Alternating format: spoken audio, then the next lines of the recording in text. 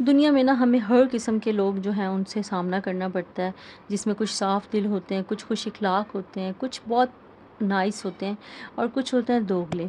दोगले लोग वो लोग होते हैं जो आपके मुँह पर कुछ और होते हैं और आपके पीठ पीछे कुछ और होते हैं। दोगले लोगों की वजह से ना सिर्फ़ रिश्तों को नुकसान नहीं पहुँचता, बल्कि ये हमारे ज़हनी सुकून को भी तबाह कर देते हैं। हम लोगों को ना दोगले लोगों की पहचान करनी चाहिए, क्योंकि अगर ये दोगले लोग लाइफ से निकल जाएंगे ना, या आप निकाल देंगे ना लाइफ से, तो आपकी लाइफ बहुत सुकून वाली हो जाएगी। ये आपके इर्द गिर्द हो सकते हैं, आपके ऑफिस में हो सकते हैं, आप कहीं जॉब करती हैं वहाँ हो सकते हैं, कहीं कहीं भी हो सकते हैं। लेकिन सवाल ये है कि इनसे कैसे बचा जाए। आज मैं आप लोगों को बताने की कोशिश करूँगी कि इन लोगों से कैसे बचा जाए। नोट कीजिएगा कि जो दोगले लोग होते हैं ना, ये बड़े मीठे होते हैं। आपके मुंह पे आपके, और आप जैसे ही जाएंगे ये आपकी बुराइयां स्टार्ट कर देते हैं। ये जो बोल रहे होते हैं ना उसमें, और जो इनकी आंखें बोल रही होती हैं उसमें बहुत ज़्यादा फ़र्क होता है। अगर ये आपके सामने बैठ के किसी की मज़े ले लेके बुराइयां कर रहे होंगे ना, तो आप याद रखें ये किसी और के सामने बैठ के आपकी भी इसी तरह बुराइयां करते होंगे। तो इन लोगों की पहचान करना ना बहुत ज़्यादा ज़रूरी है।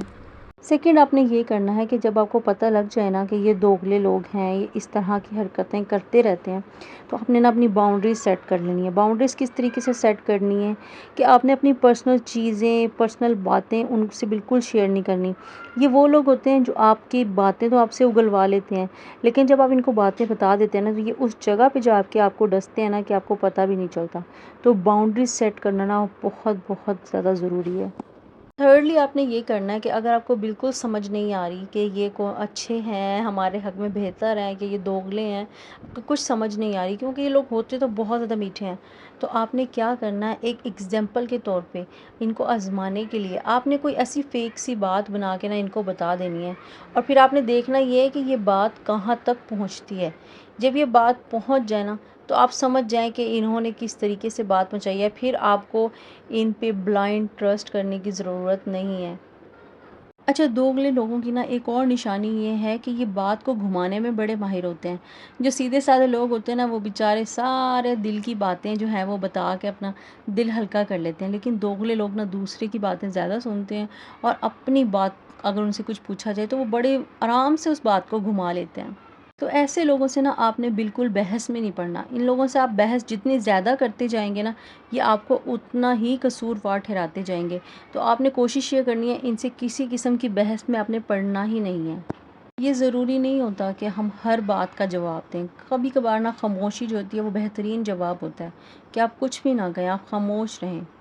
और ये खामोशी ना आपको अननेसेसरी ड्रामा से भी बचाती है।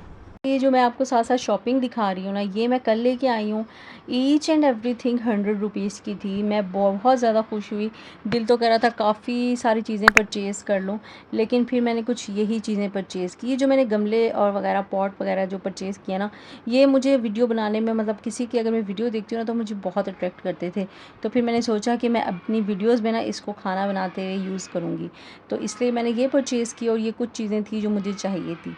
और साथ साथ ना यहाँ पे मैंने कुछ बच्चों की 14 अगस्त की शॉपिंग की थी, वो भी मैं आपके साथ शेयर कर रही हूँ। ओके जी, कम टू द पॉइंट। ये जो दोगले लोग होते हैं ना, इनसे आपने बचना है। एक रिस्पेक्टफुल डिस्टेंस कायम करना है।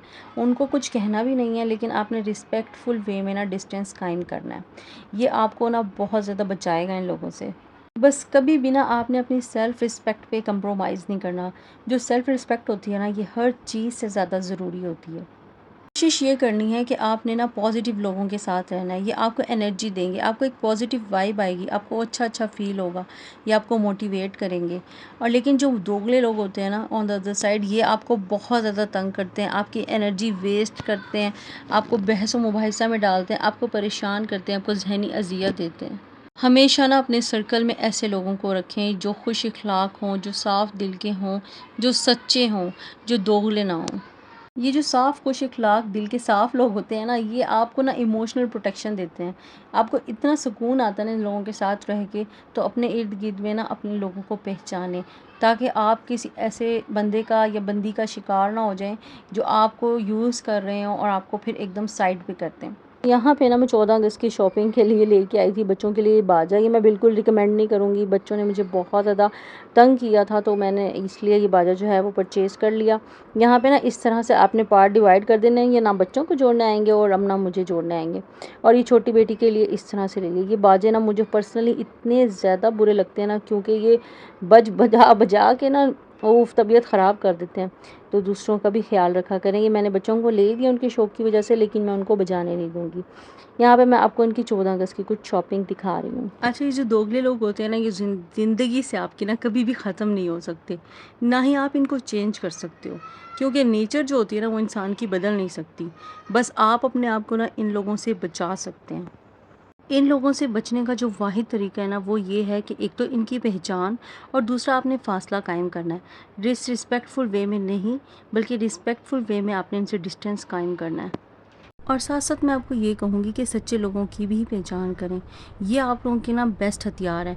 मतलब कि आपको ये पॉज़िटिव वाइब देते हैं, आपको एनर्जी देते हैं। आपके लिए ना ये मैं कहती हूँ कि एक ब्लेसिंग है अच्छे लोग, सच्चे लोग जो आपकी लाइफ में हैं। उनकी कदर कीजिए और दोगले लोगों से बचें। बात याद रखें कि जो आपका अमन है ना, आपका सुकून, वो आपकी प्रायोरिटी होनी चाहिए। फ़ेक लोगों को खुश करना आपकी प्रायोरिटी नहीं होनी चाहिए। अगर आपको वीडियो पसंद आए तो लाइक, सब्सक्राइब एंड शेयर ज़रूर कीजिएगा। मुझे दुआ में ज़रूर याद रखिएगा। अल्लाह हाफ़िज़।